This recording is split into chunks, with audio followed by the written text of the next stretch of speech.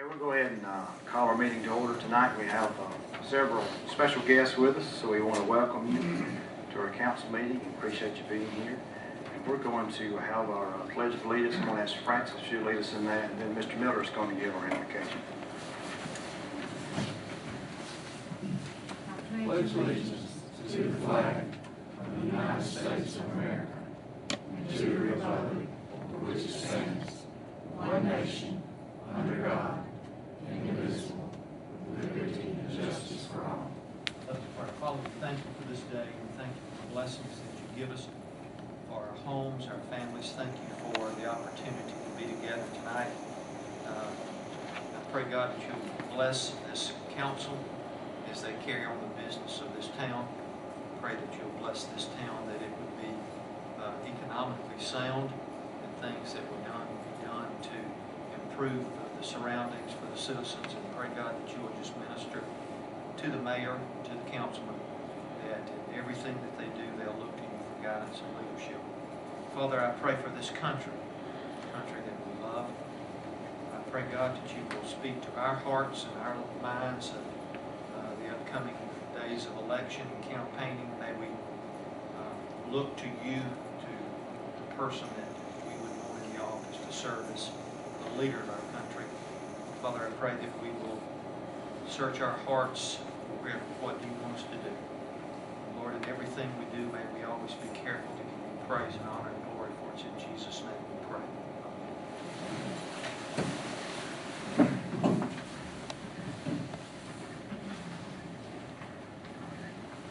Thank you, Mr. Miller. First item on the agenda tonight is approval of minutes from our last meeting, January 4th. Would there be a motion to approve those minutes? I make a motion. Is there a second? Second, Mike. Thank you. All in favor, say aye. Aye. At this time, I want to ask our three principals to come. What we have tonight is a presentation to Hamilton Elementary, High School, and Middle School for a portion of the sales tax from alcohol sales. These taxes are collected over a 5-month period. Usually, in January, we do one for 5 months from August to January, and then in August we do one from January to July, which is 7 months.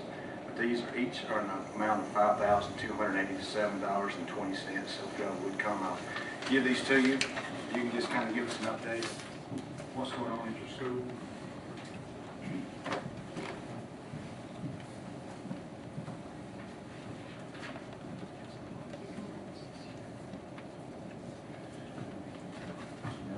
Thank y'all. Appreciate you very much. Thank you for all y'all do. Thank you.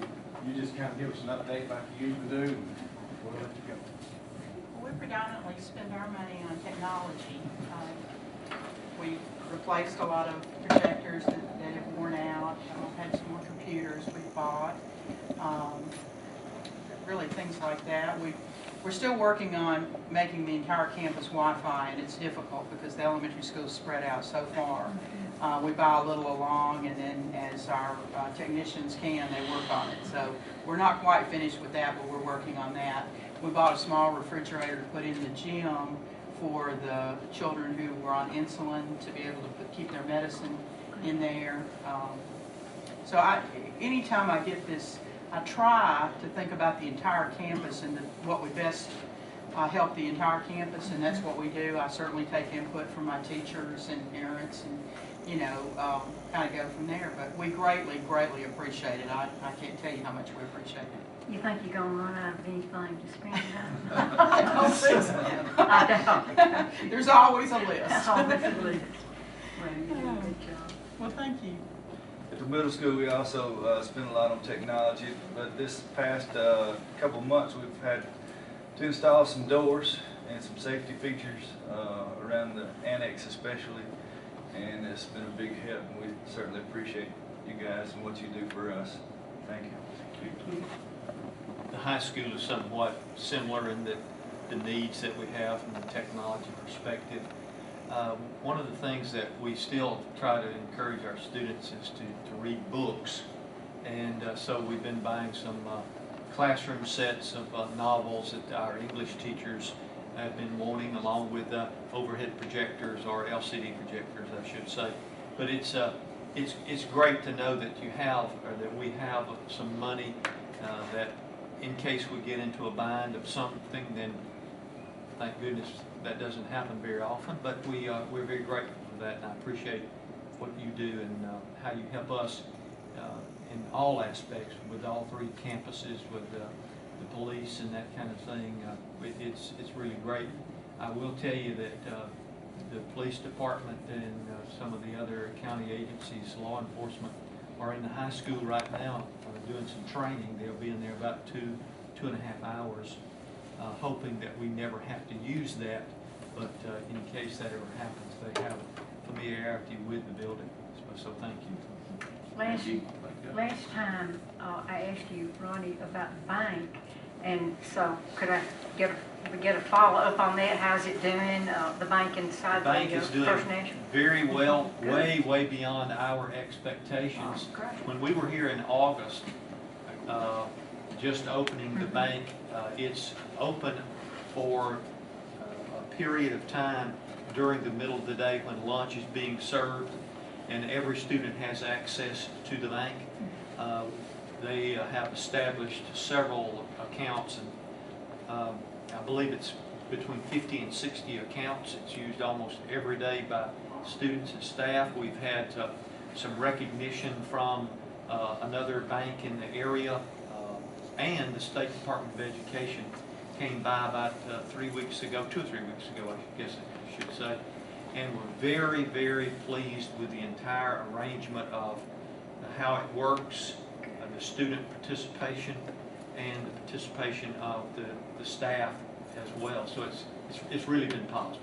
You know, you have to start out early, but do you think that will contribute to him having the mindset of saving and that type thing? It has There is some created- saving accounts. Oh yeah, you can, and I'm not bragging on the bank, I'm bragging on what they are allowing their kids to do. Uh-huh. The only thing you cannot do in the bank is take out a loan.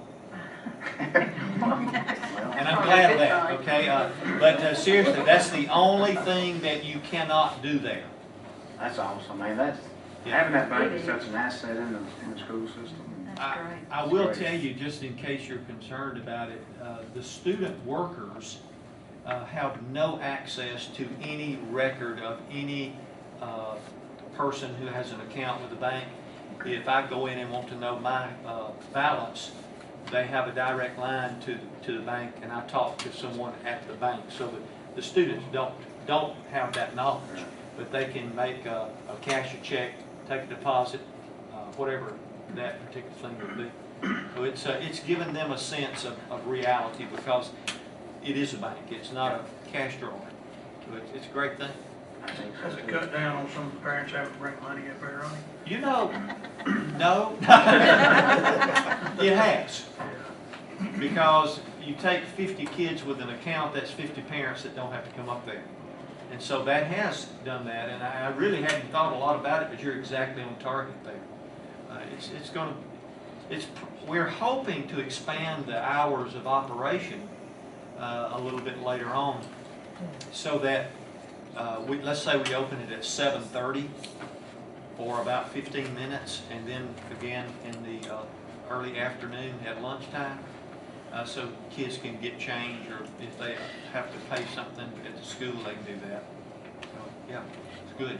Are there courses or something, excuse me, but are there courses that sort of encourage in terms of savings or? We have Economics? we have a course called Personal Finance, and then we have accounting, of course, and then there's a course that's being taught that's required of all the students called Career Preparedness, and that the finances involved in being an adult are intertwined with that. So yes, there are, we don't have a banking course per se, but we've got those courses. Do you think the kids are learning to save their money and to some extent, or at least beginning to think about it with this bank in operation? I think it's kind of added something, some real to the environment of the school. A real odd question that you don't hear every day in these schools, is the bank open? I mean, that's the question, you know, is the bank open? Oh, I had to think about that one because I hadn't been asked that one before. I think the longer it stays there, I think the more impact it's going to have on that common sense, everyday life of being an adult. Well, there's one other thing, may I ask something else? This would be good information for the public. There's one reason I'm asking it, but I'm personally interested. What about the greenhouse? Now, does that come through the agriculture or the Well, FFA? it comes through just a general mix of the curriculums within the school. Special ed has a role to play in it. Our agricultural studies does. Environmental science does. Our engineering program does. So there's a multifaceted of opportunities. We got a shipment of herbs in today that we're going to do with hydroponics. And of course it's a little cool right now to start it, but we will be starting the hydroponics fairly soon. The solar panels are in and about to go up. We just had some snafus in our finishing it up as far as really using it, but as soon as that gets done, we'll be a pretty full operation by springtime. And those will be for sale, the herbs? We hope to have a lot of that stuff for sale like we've had in the past. We've had some folks who've been real good to us about helping us with vegetables and flowers and that kind of thing. So we're hoping that will go. So, it's okay. Thank you for Ms. asking. Hall, Mr. Costello, any other updates? Thank you. Anything? Thank you. Thank you, Dave. I'd just like to say thank you to our principals. We have great leadership at our schools, excellent school system, and we're just very fortunate in Hamilton. I will say y'all are welcome to come anytime. Okay. Be glad to have you and tour the campus Yes. and see what's going on. There's always something going on. Thank y'all once again for all you do. Thank you. Appreciate it. Thank you.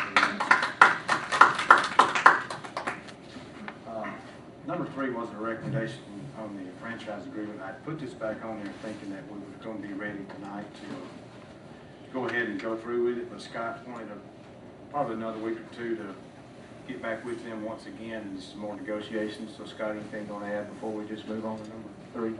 No, no, sir. Okay. All right.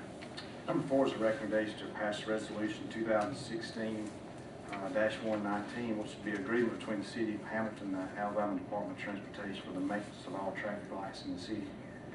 The state will provide the equipment, and the city will provide the maintenance. These two particular lights tonight on this agreement is the main red light uptown where the donut shop is, and the second red light coming south would be what I call the Weaver light, or where John Loden's light is. What we're going to do, what the state's going to do, they're providing all the material to redo these two lights. Loops, wiring, LED light fixtures, and the city would be responsible for the labor for these two lights. We're already really, each city maintains an agreement with the state of Alabama to keep the lights up.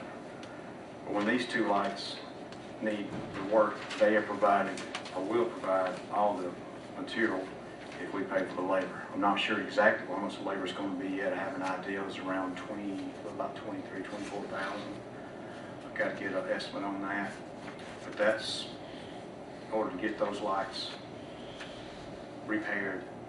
We need to do that, and it would help the traffic quicker. Does that sync? Really work with Hopefully, sync? that's my goal, is to get that sync where they can, we won't have so many holdups.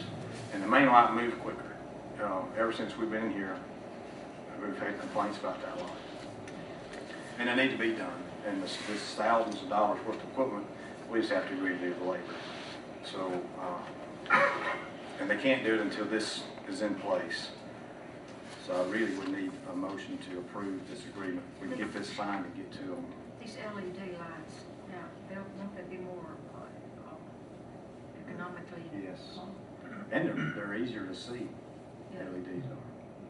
So I think it's good. I think it's the state's, in order to get it done, this is the only way we can get it. So it'd be my recommendation to ask for permission to get this approved. I'll make a motion that we approve it. We ready to go? done.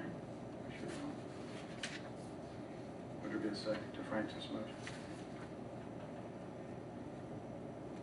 I'll second. Any other discussion? All in favor, say aye. Thank you very much. Number 5 will be a recommendation to pass a resolution 2016-119B. This will be to vacate a portion of Country Estate Drive located in the Country Estate subdivision. I think we have this here. Petition, Scott, I'm going to let you, if you want to explain this or take over from here, or I can explain the best I can based on what I know. Yes, sir. We were presented a resolution, petition by the adjoining landowners in Country Estates. There's a, in the Country Estates dedication, there's a street off of Country Estates Drive that is marked as a street. It's never, it's not paved. It's a basically dirt road. And Ms. Hubbard has purchased this property, and my understanding is building a home. And wants that closed. And the neighboring landowners, the Crockers and the Averys, also were in agreement with it. There's many ways to access that property without having to come in there. So they presented a petition. Everything appears to be in order. Checked it out, and it is just a It's really state a, drive. And it's kind of like a pathway through the woods. It would have been a street, you know, had it been developed years ago. The street was already there, already built. But until recently, it's never been an issue until just a house started being built there. right, They're that's already my in the understanding. process. There's no building on that part where Ms. Hubbard is looking at purchasing a building. So, you know, it's the only people affected by it are these landowners that they are agreeing with. We have no obligation in taking care of it, closing it. That's right. So, Mike and I went and looked at it a few weeks ago. When we first aware of it, I didn't know this was coming up until last week, but when we first got aware of the possible road, we went and looked at it and talked to the landowner next to it.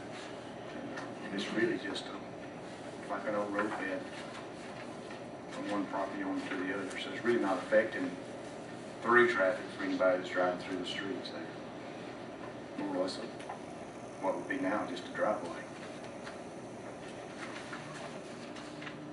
So when we do this, half the land on Myra's side of the road goes to her and the other half goes to the Crockers or to Diane and Steve. It's just split like that. That's right. I'll make a motion, Mayor. Okay. Is there a second? I'll second. Okay. Any other discussion? All in favor, say aye. We have a couple openings on the recreation board that hasn't been filled. One came off and one represented filled. The rec board has come up with 2 names that they'd like to recommend. They've talked to both gentlemen, both of them willing to serve. One of them is Jerome Frederick, and one of them is Jeremy Webb. Serve a 3-year term, expires in July of 2019. They got them both on the same motion, but we could do them separately, but together would be just fine. Just go ahead and accept those recommendations from the rec board to add these 2 to serve. I need a motion to do that. I'll make a motion, Wade. Okay, great, thank you. I'll second. Any other discussion? All in favor, say aye. Aye. Number 7 is a recommendation to approve authorizing Gould Mills and Kaywood to provide engineering service for our Key Springs project. This is through a grant that we got from CDBG, and it's fixing to be ready to start sending out bids for this work. It is the, let's see which one. Weston, no, it's not, it's Key Springs. So this is just a formality to continue with it so we can keep proceeding with it to get this project done. So I need a motion to approve this resolution. I'll make a motion to approve it. Let's just start sending out these bids, will it be hopefully within a couple of months? Have they seen her? We're just about ready to see that. Is there a second, Francis? Thought we was gonna use a different firm next time we had something come up.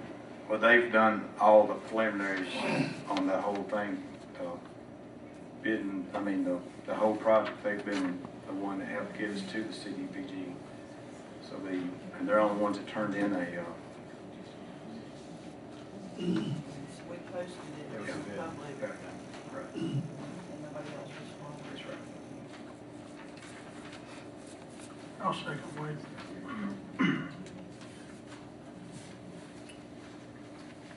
Any other discussion on this? All in favor, say aye. Aye. Any opposed? No.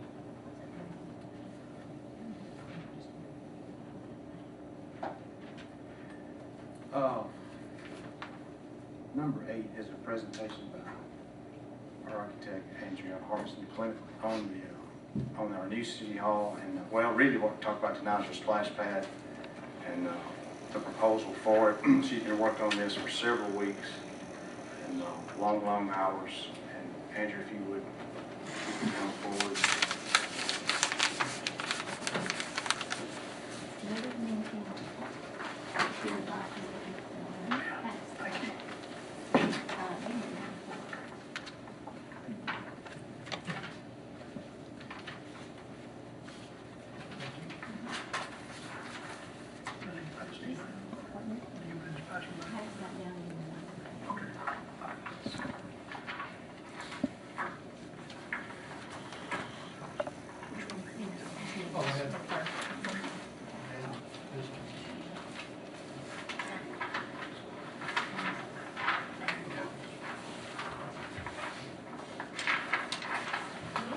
Similar to what you received the last meeting. We've just gone into a little more detail looking at cost estimates and how to refine the design to accomplish the goals that we set forth. First, we'll talk about the lower playground.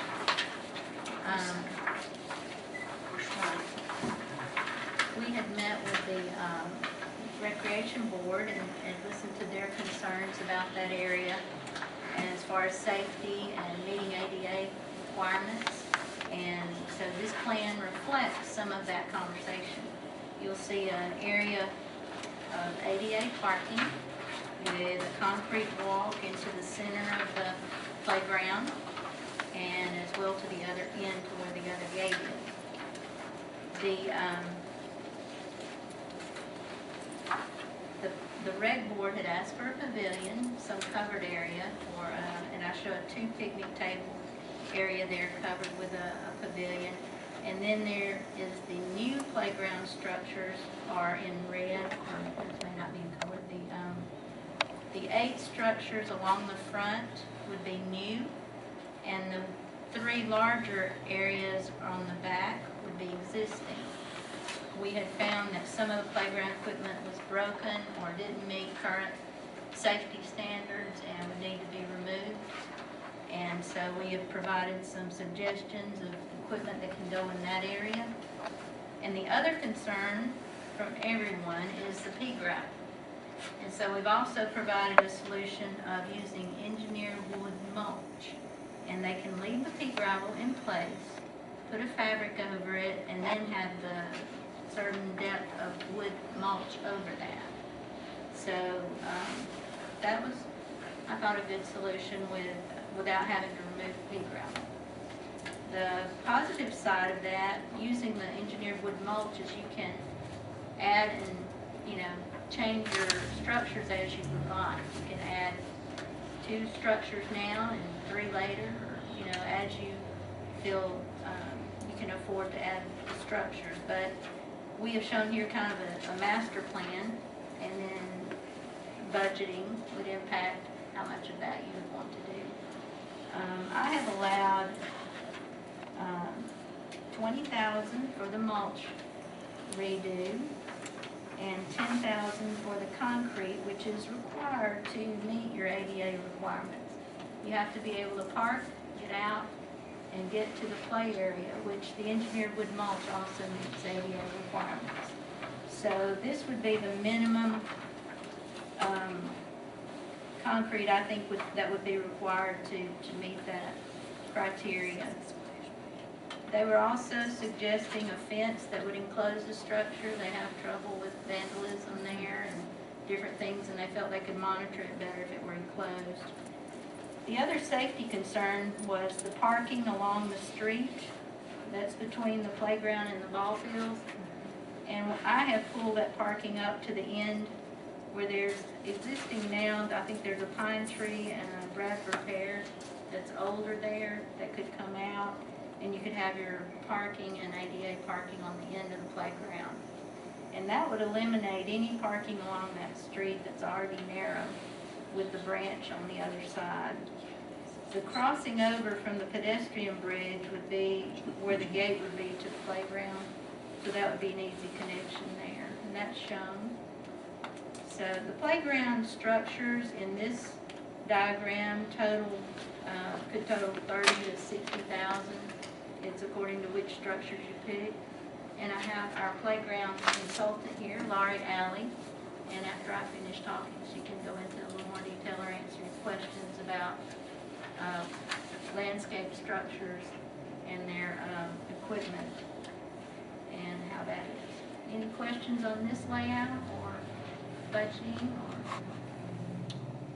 Angela, what's some of the ones that you got just on this front page? I know what a couple of them are, because we're looking at it on the far right side is a zip line. That's right. That's It's pretty popular with kids. And it's very, very fast moving. It's over near the large swings that are on the back, if y'all are familiar with the playgrounds. And the one equipment closest to the front is called an oodle swing. It's similar to tire swing. It kind of swings funny, but it's all ADA compliant, and you can access that. The little 3-prong is a climbing structure. The moving over to the left is an ADA swing and a toddler swing for the younger age group. This also has a zone where that toddler swing is, and the next little structure is for 2 to 5-year-olds. And then the round spinner is what would take the place of your merry-go-round that is really high off the ground and is a dangerous condition there. And then the 2 small items at the entrance gate are called a sit and spin. It's sort of like looks like a tractor seat with, it just spins around, and then a bobble rider is where 2 people, even adults, can get on it and ride with their child or something on that. So you all felt that was a good combination or a good variety? Laurie and I work together. And she has helped tremendously in deciding which elements to pick for this. And anything you want to add to the lower playground design? You had something to give out to them? Well, actually, I think I misunderstood. I brought the stuff for the upper Okay, playground. okay, I didn't bring it to you, so I okay. apologize for that. Just sort of a quick recap on what Andrea's already presented to you is the zip line is actually intended to be something so you can ride it from either end. So it's not a zip line like you have coming off of a mountain. It's actually on level ground, and it has a roller on it. So it's a really fun, it's really pretty new. It's been out for 2 years now. We've had a huge reception for it. So that's a really fun and interesting thing for the kids that they haven't seen before. The oodle swing is at transfer height for a wheelchair. So someone who is in a wheelchair that comes to this park could, if they have some body strength, they can transfer from their wheelchair directly onto this swing. It's a big giant circle, so they can sit in it. So, but other kids, it's really what we call our inclusive play. So it's intended for somebody who might have some disabilities to somebody that is fully able. So it's all inclusive. And that's the same situation for the spinner. It has a transfer point for someone in a wheelchair, but it's also something kids of any ability will enjoy. So we really tried to include pieces that enhance the lives of children of any ability for your park. Would there be a age limit or a height or weight on this zip line? Actually, the zip line is tested in the factory for 800 pounds, so you don't have to worry about somebody big getting on it and messing it up. It'll handle, if 3 kids get on it, that's not its intention, but it's not going to break. So it's super heavy duty, and I have, I don't know, 15 or so of them in the ground, and they're all working fine. I'm happy to give you some phone numbers if y'all want to call them. I think I've seen a video on that zip line. It's pretty popular, isn't it? It is. It's been a huge success. Have you got a video or something that maybe at a later time we could see it? I'd like to see it. I actually got my computer here, and I'll try to pull it up Oh, and good. make sure you can see it tonight. Good, yeah, we'd like to. I have one of that, I have one of the OmniSpin, and even one of the 2 to 5 structure, if you want to see that. Good. So this really would be a playground for most ages, from what age group really, Andrew, you think? How old does people keep going? 2 to 12, but playground equipment is the industry standard is 2 to 5 play together and 5 to 12. But that 12-year-old mark doesn't mean somebody else, someone older can't get on. It doesn't mean, that I might not want to go and get on the swing, and it's perfectly strong enough to hold me or, any adult. And that's true for the harness swing that's on the new swing set. It's got a very roomy seat. It's got a harness that clicks in. It's all stainless steel, so it's going to work, 10 years from now just like it does on the first day. But it's also very heavy duty, and if you have a challenged adult or something that might enjoy swinging, it's perfectly heavy duty enough to hold them. That type of mulch, is that Yeah. pretty ADA? I mean, that's what. It does meet the You've been standards to our for park, I'm accessibility. sure, haven't And I can give you a certificate that shows that, but that yes. you? No. Is it easy to walk in, to get around in? You Well, know, probably more so than a playground would be. That's terrible. When you first put it in, it may be a little, after it's been in for a couple weeks, it compacts. So when it's first in, it's a little tough, but it does meet all the requirements for accessibility. As far as maintenance, I didn't mention this. How often do they replace the mulch or have to add? Wood fiber mulch is going to deteriorate over time, and it's something that does have to be maintained. I would just recommend that your park board come in, certainly every spring and look at it. The areas that are going to be of the most concern are under the swings. The kids are going to kick it out, and that ought to really be maintained more often than once a year. Probably break that back when it gets pushed out. Right. But I would, at the minimum, check it once every spring, and if you need to, it won't take, we're going to try to put in 12 inches to start. That's what's required for most of this equipment. After, like the areas that you're going to be most concerned with are the swings and the zip crews. There's the big Starburst climber that goes up pretty high. Those are the things that are going to need the deepest mulch. Like the spinner and the 2 to 5, they can get away with 9 inches, but over time, you might want to bring in 2 truckloads in the spring instead of, I think it's going to take 5.5 or 7.5 to fill up the whole thing. I'm sorry, I don't remember. Where does it come from? The company that I use is Ziegler, and they have several locations, well, actually all over the country. They have multiple locations, but I think it's going to come from about 200 miles away, something like that. The other thing is the community can help with the mulch and can help with a build. So the 2-day community build will help install it. You get a roster of volunteers and they show up, and then they provide a supervisor for 2 days and help you implement the playground piece by piece. That supervisor comes in, and probably the most important job that he has is to make sure that everybody's safe, number one, because it's a construction zone. When you're going to dig holes, and he will bring a machine and or y'all can provide it. That's, we'll just work out the details on that. But he'll have an auger to dig the holes. So there's going to be on this site multiple holes. So, people might step in them. So you don't have so many people there that it's dangerous, but you want to have enough to help him build it. But his job is to make sure those holes are dug in the correct location so that you don't have things that are askew. And then when it's all finished, I mean, he's helping as you go along, but when the whole thing's complete, he's gonna check every piece of equipment and make sure it's in compliance. So that's an important job that he has there. Well, I think this lower part looks pretty good. I know that some of it needs to be replaced. We need to get it brought up to code, ADA compliant. Parking is an issue. Parking on the street's an issue. And this would solve a lot of those problems that we have now with that particular playground. And if we had a pavilion, you know, that could be phased in if we didn't do it now. It could obviously be added later. That would also be something that there's really no place to sit for parents. For anybody else that wants to get out of the sun, you sit in the shade. And that pavilion in the middle, like you got, it could be an excellent idea to even have a picnic or something right there. I think it looks good. So what type of fence is this?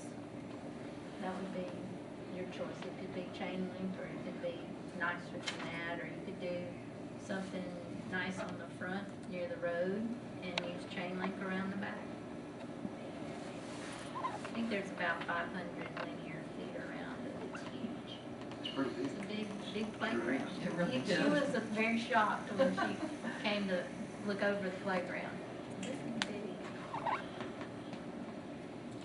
One of the I've been in things, contact with some people that kind of concerned about putting over there on the corner, and they've asked if the tennis courts not be moved over there and this splash pad be put where the tennis courts is at, since the younger people use that lower field going backwards and forth there.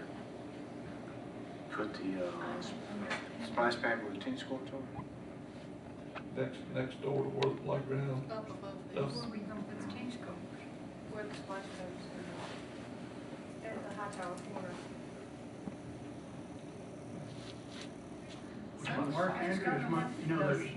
some concern about the runoff and the stability of that soil.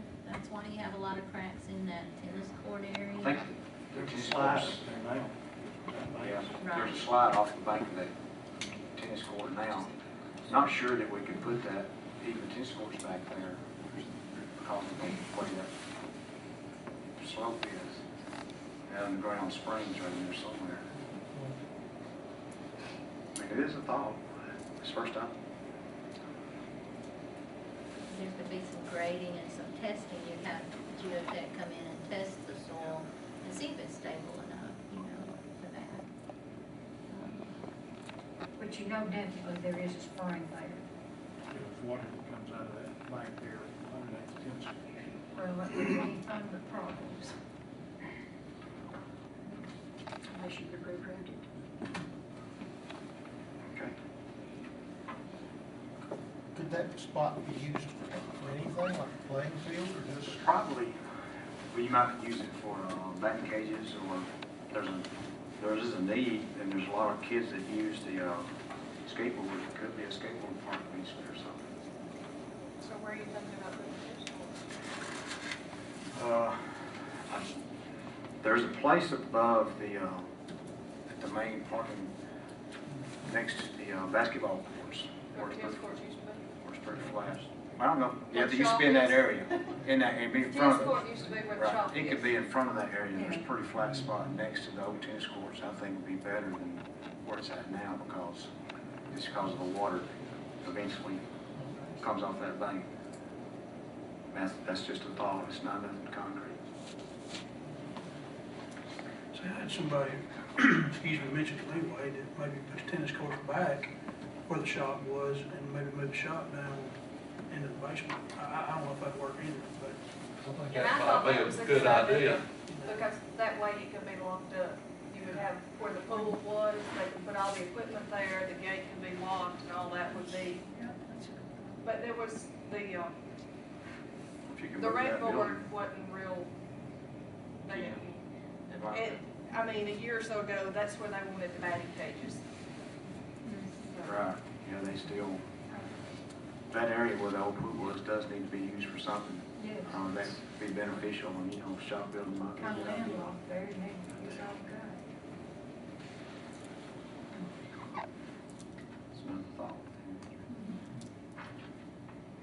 gonna start another project? Well, you can look at your second sheet, and this is the revisions to the splash pad playground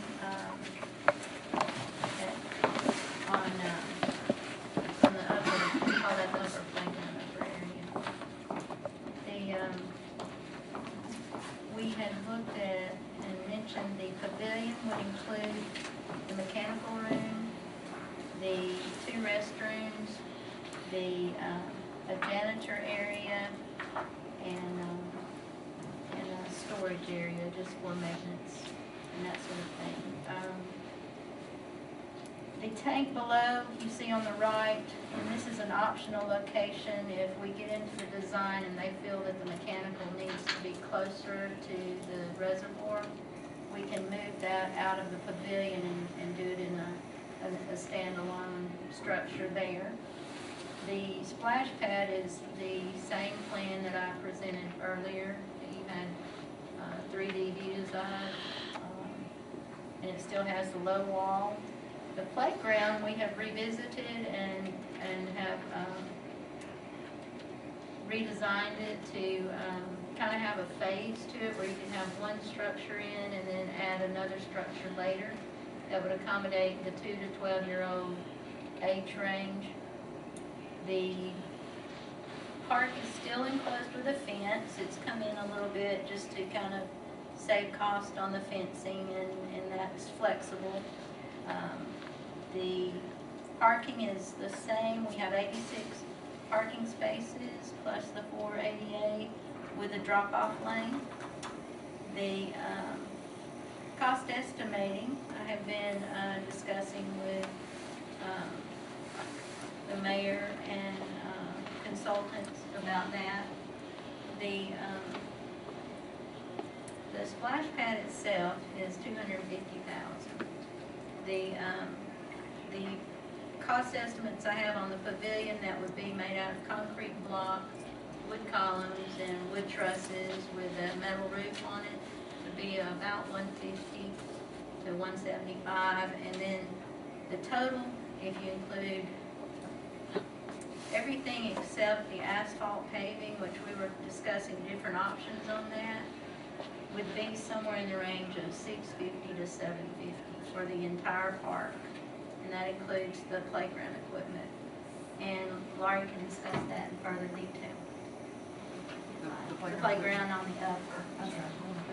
Okay.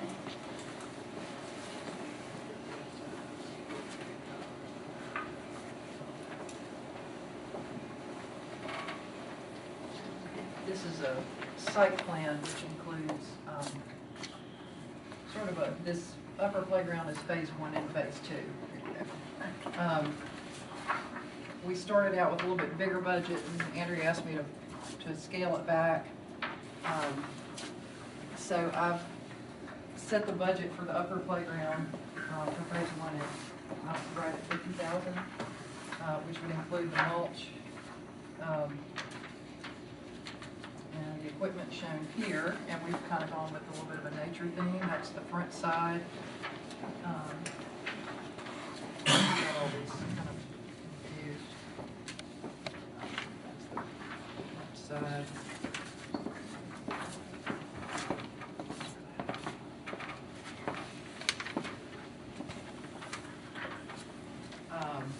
I'll pass out this next one in just a second.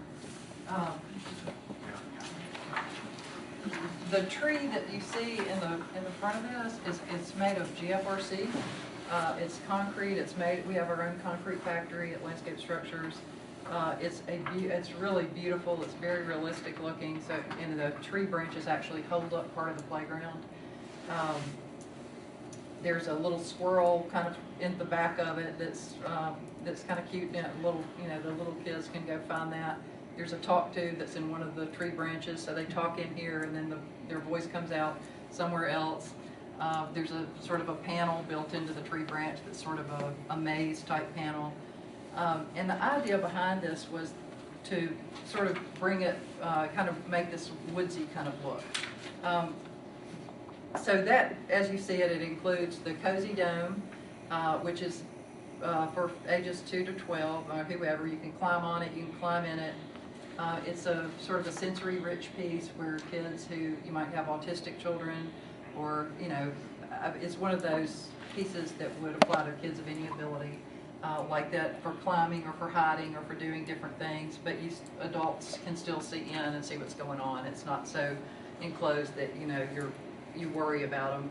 I'm looking to see the back side of this, what else we put on here.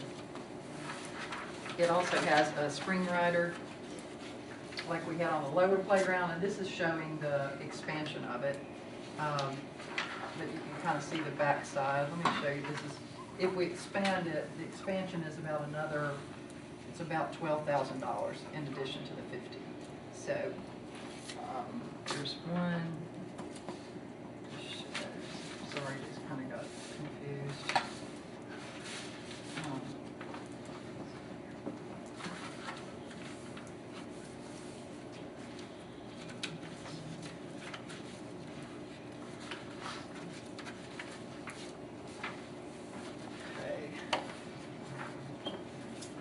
That one.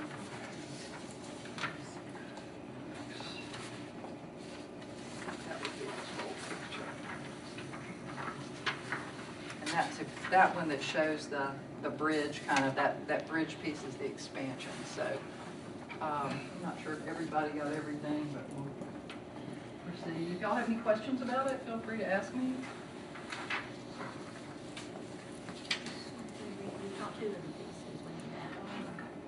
Right, so phase one, we kind of enclosed, let me see if I can find a picture that shows this.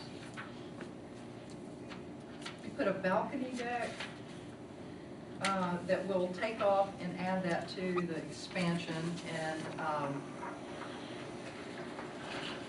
really can't see it in this picture very well.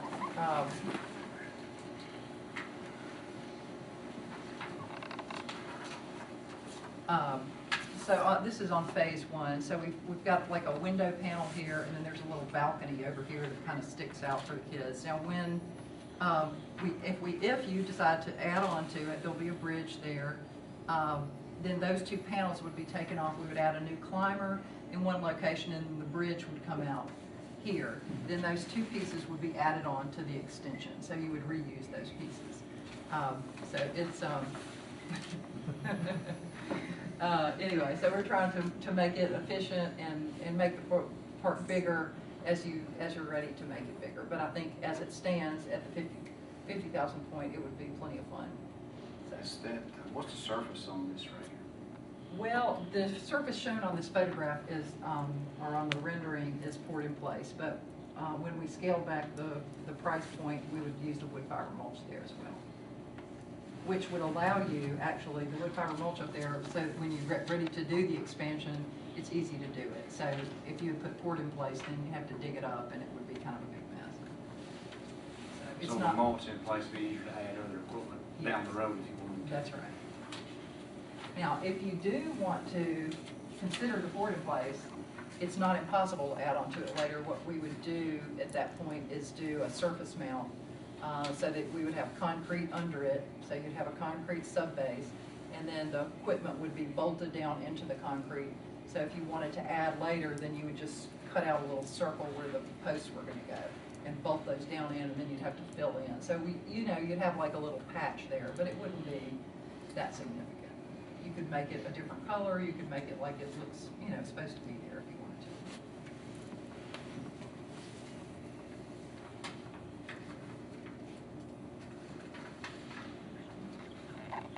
I've installed, I don't know, maybe 6 of these different tree houses, and they are, it's hard for me to say in this picture how beautiful they are, but the tree is, it comes up to about here. It looks and feels like, it's really outstanding. It would be a nice feature. One of the other things Andrea and I talked about is in this picture, you can kind of see this little butterfly panel. And this is a new panel that we've come out with, but we can make those custom, and I understand you have some really great artists in your community. If they were to provide us with the graphics, we could do their own graphics on there, and you could add panels that sort of really made a signature statement for your community and your artists and that sort of thing. make it really personal.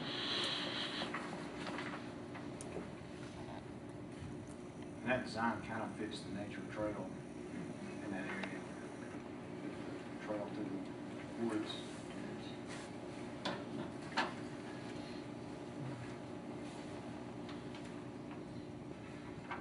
Playscapes is also, and the Splash Pad Company are one company now. So this is a project that would be joint with both the Splash Pad and the playground being by the same company. That's right. Which is an opportunity they haven't had often. I worked with Art prior to that time, and it was a surprise to me when Landscape Structures purchased Art this past year, just a few months ago. But going forward, it will be a great way to collaborate, and I'll be able to, I mean, they haven't, it's such a new venture that I haven't been able to combine the renderings yet, but over time that will be possible, and we'll be able to have, to work those things out. This would also be able to be done on a community build, this area, on the upper just like the lower. So how much is this phase one with the mulch? Phase one with the mulch, including the equipment, freight, and the supervisor would come in right at 50,000.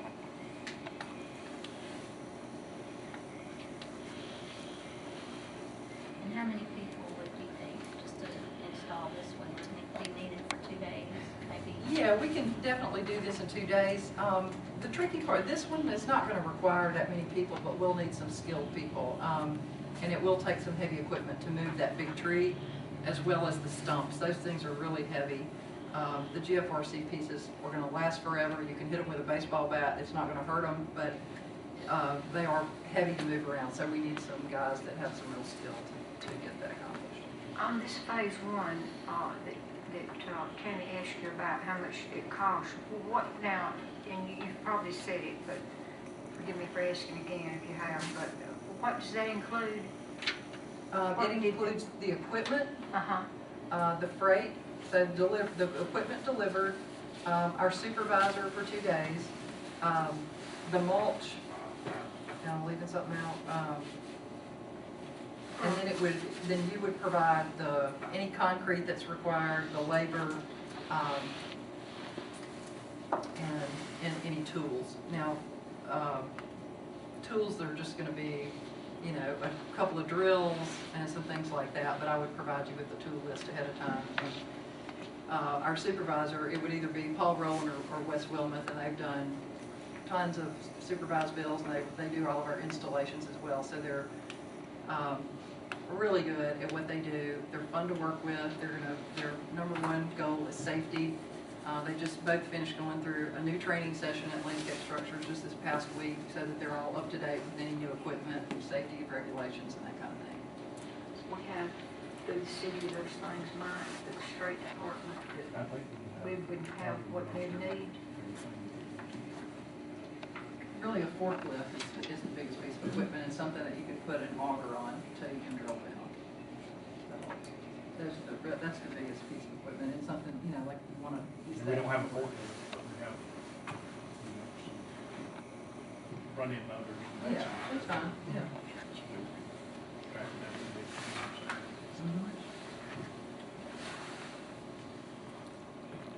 Y'all provide the auger?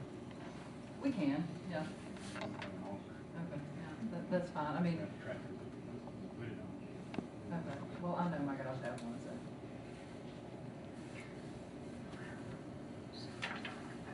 It is.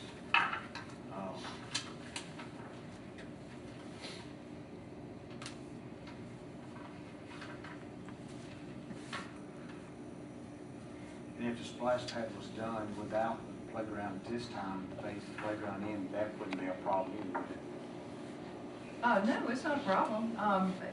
It seems to me like the area's been, you know, like, I don't know what you would do, maybe not build that portion of it, Andrea, and just build it later, or would you want to go ahead and, like, she's got sort of the layout as sort of a butterfly theme. Right. It would kind of need to be graded for that in the future when they do the splash pad. So there would have to be some master planning, or in other words, when you get all that heavy equipment in there moving the dirt around, you want it to be where it needs to to be. Right. And not have to do anything from that point. But as you see on the layout, you wouldn't have to build from the parking. You have to have concrete into the pavilion, out to the splash pad, so it isn't that much more to go ahead and connect it to the playground area. Right. The concrete, we push and tug and try to get it to the minimum that we need to provide area. There is a required 5-foot perimeter around the exterior of the splash pad, and the playground can be, and you all may have seen these kind of plastic timbers. Is that- And I didn't what do include you those call in there. it? Yeah, they're just. But if they plastic. didn't do the concrete, you can do those timbers around the playground if you don't want to pour the concrete. It's not required. No, it's not, no, we were just trying to make it all Clean. uniform and master plan. But yes, playground timbers are fine, I mean, they're not included in that price, but they wouldn't be a significant cost. But that would be in place of the concrete, and I have included concrete. Well, let me ask you something. If this up there on the High Tower property,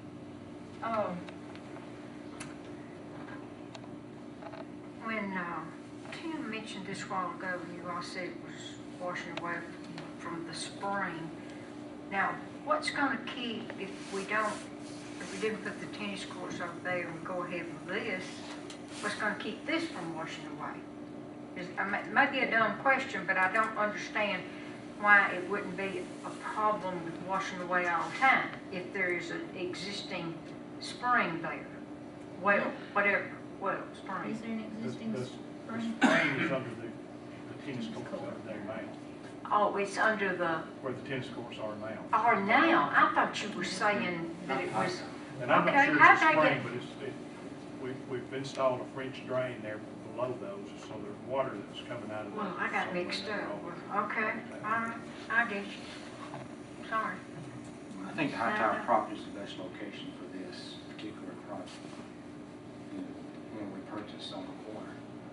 Well, the parking is multi-use.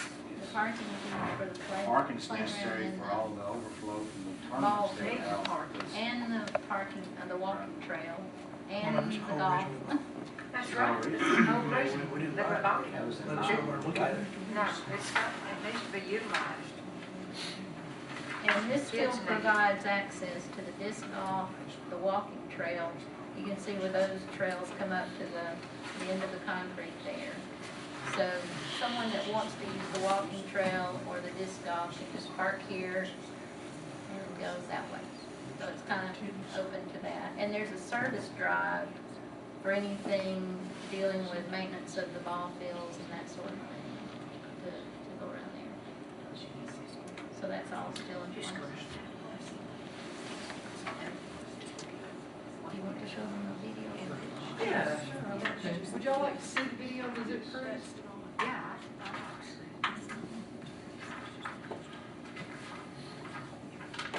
I had to hook it to my phone to get it to play. I can play it for you. Well, let's let her watch it and then I'll turn it Well, around. we can all get around here. Y'all can come.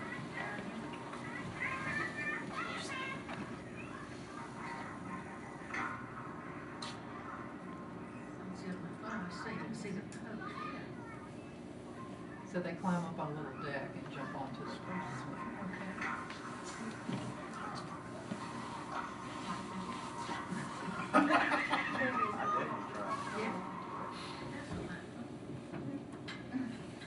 Yeah, would you like me to bring it down there? You can bring it down there.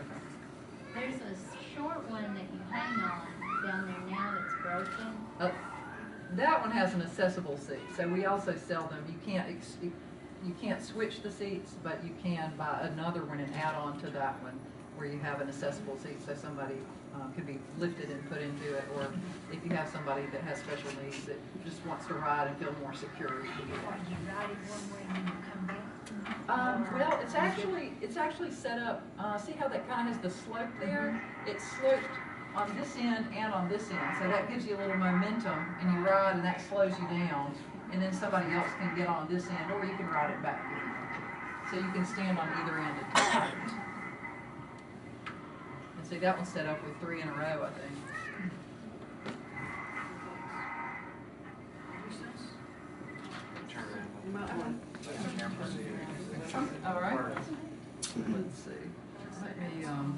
back too. Get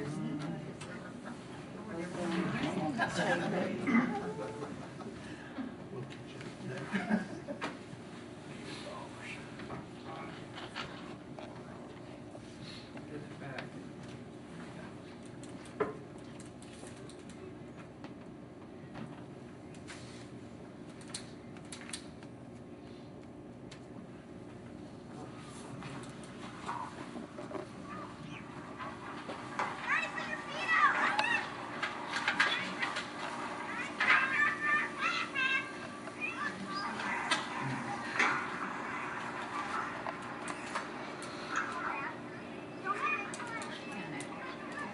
I think that's the 66 foot one. We have, the one that we have spec is 50. They're not gonna start about a foot off the ground. They're really not, yeah, I'd say about a foot, maybe 2 feet when you're on the end, because you get up on the deck. But yeah, so you even, should something happen, they're not going, the kids aren't going to go very far. I put one in Mississippi, and I really wasn't sure, it says 5 to 12. This little boy couldn't have been 3 or 4, and his mom said, go at it, and he jumped on, and he had a ball. He was having a really good time. No fear. So see, there's the accessible seat. Will it have an accessible seat, or is it just something that you attach or something? No, you have to add a separate bay, and the reason why is that see these decks on the end? Those are for the kids to climb up, so you don't want somebody to hit their feet on it if they're in that seat, so that the ones with the seats don't have the decks on them.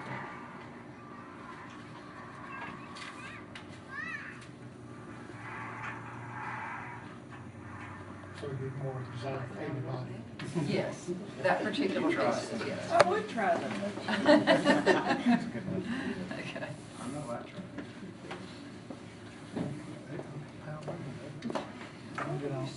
I'm saying like we can, adults can.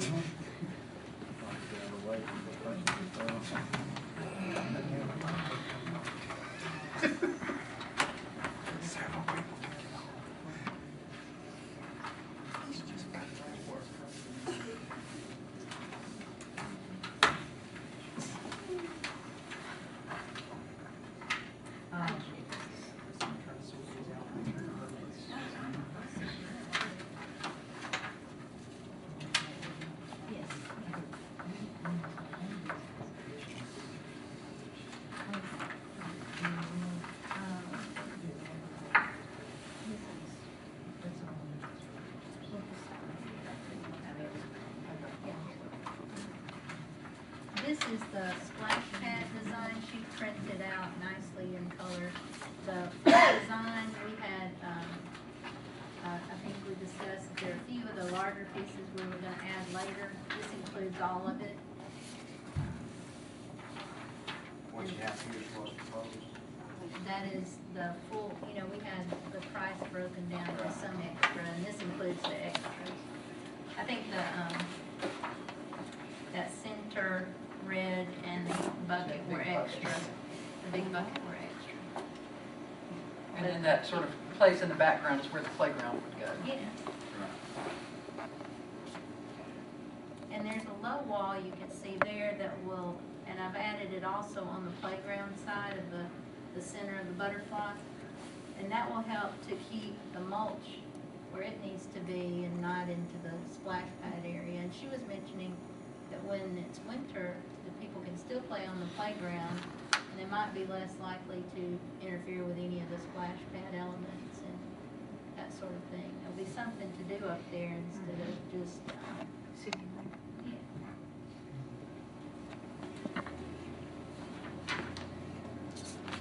Just access to restrooms and pavilion and all that Right. year round. Right. Now, the entire enclosure can be monitored by the Park and Rec Board. If you want to close it at sundown or have certain hours that it's not operational, then they have control over that. Where right now on the existing playground, there is a gate at the main entrance, but the playground itself is not controlled. Lighting would be added for the parking and for the pedestrian scale around the playground. That could be on on a light detect, dawn to dusk kind of thing. Is that included in this, the price? The lighting is, Okay. yes. And I included, I think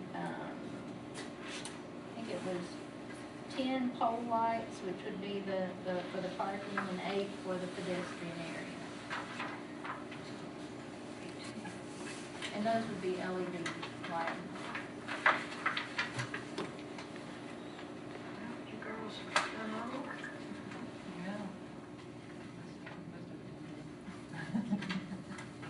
Done a lot of work. Laurie drove up from Jackson, Mississippi. That's where the home base is. Jackson. Oh, she's gonna spend the night in our. Well, good. We're glad to have you, ma'am. Yes. Certainly Glad to be appreciate here. you coming 5 hours. I just had to drive that far. Good. Thank you. Is there any other questions? As far as time, I mean, the whole point, well, not the whole point, but just the thought was, if we were able to do something, go ahead and proceed with this, was the time issue of maybe having it as soon as after school, by the end of May, 1st of June. Would that still be a problem, or would that be doable? We pushed the water play company to talk about what that would be, and she said, you gotta get your design done, you need to decide. I think it's about a 4-month process, so we would just be pushing it to get it in. The playground equipment is a little bit, its time frame is shorter. Typically, that equipment is gonna have a 2 to 3 week lead time. Once you place the order, ship it, and then it's gonna take whatever time to install. So it's more like a month process versus a 4-month process with the water play. Once you get to go ahead from us, you can proceed with the plans for the equipment for the splash pad. Right, and yeah, and they'll need a PO to move forward with that. So we have an approximate budget, we just gotta decide if that's the amount we want to spend. Right. And the scope of the master plan is still on a drawing, so we can still change, if you wanted to do half that parking and have half of it for expansion, or, those are all things that can be discussed and edited and looked at to reduce cost in some areas. What do you think? I think we need to focus on the playground, the tot lot that's already there, and find out about the tennis courts and see how much all that's gonna cost before we jump over here to this. Well, we have an idea about this bottom part already, they told us that. Well, we don't have an idea about the fence, or how much the parking's gonna cost, or this pipe work, or the pavilion.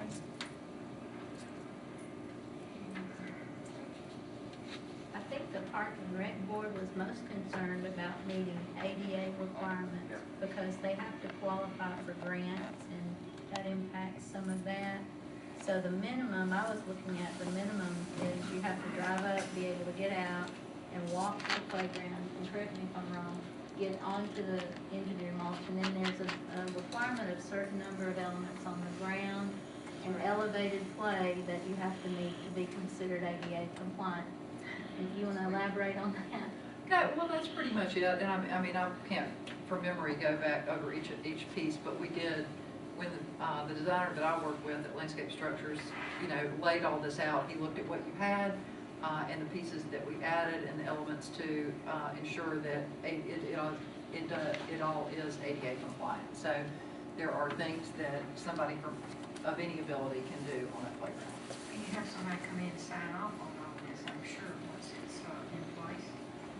Sign off for. Well, I mean, for it to be ADA.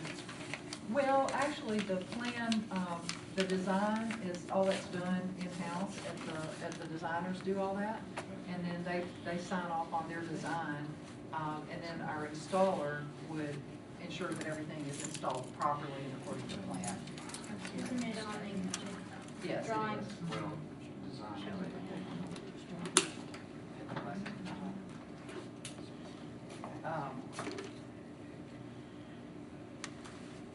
So you can see here, it's all the equipment is IPEMA certified, they're a third party. Well, I was just concerned if somebody comes in And audits it or something. Okay. if that's ever done, and I would expect everything else is. This piece of it right here, will tell you Okay. what's required and whether or not it meets that. I see. Okay. Yeah, I had seen that, but I wasn't really very sure. Okay. But we still don't have a cost estimate then on what, at the lower field of the existing playground, if we did all that, what that would cost. I think 60. The equipment was 60, if we did that whole plan.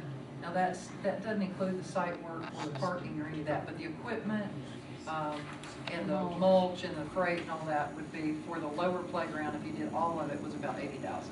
80,000. That would If you include, did all of it. that includes the pavilion That does not include the building or the It's park. just a, or the parking. right, But the you can- concrete was 10,000, and that gives you the parking in your walkway, which is required. Okay.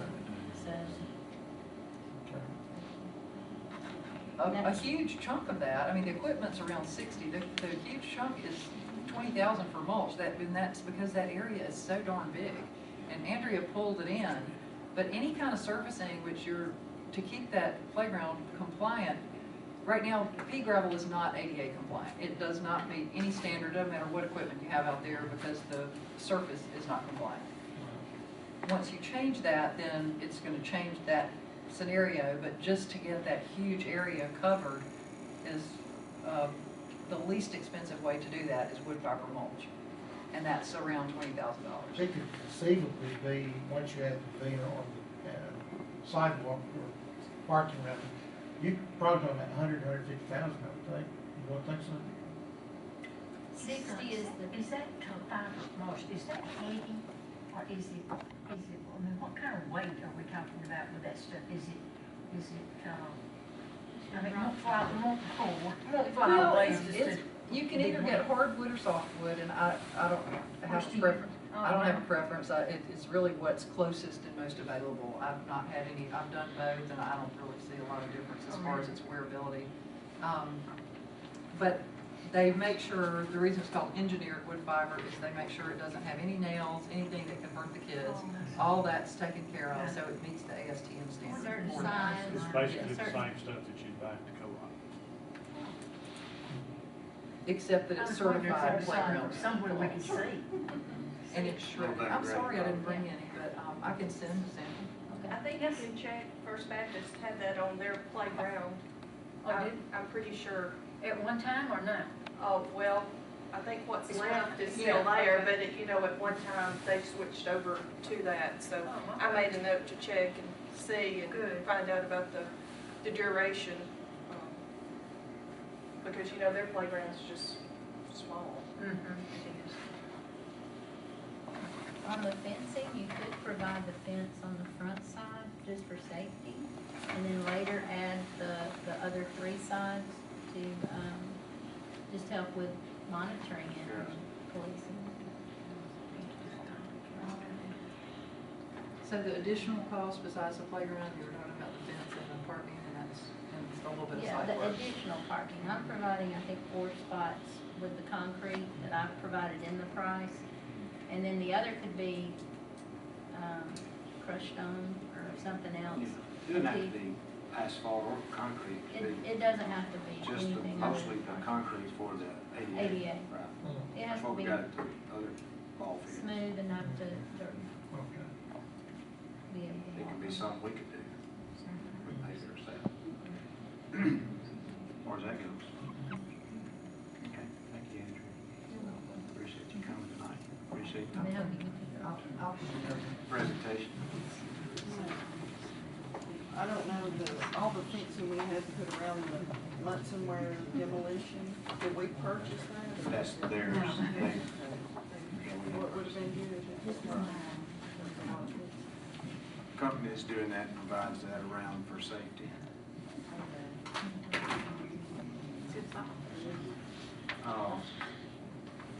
I know y'all probably not prepared to go ahead and accept this proposal from Andrew, so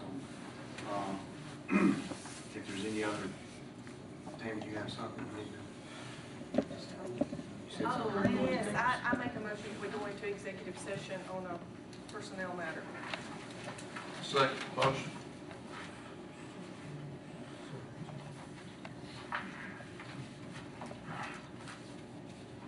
Okay, on personnel matter? All in favor, say aye. So it's 6, 7, 18.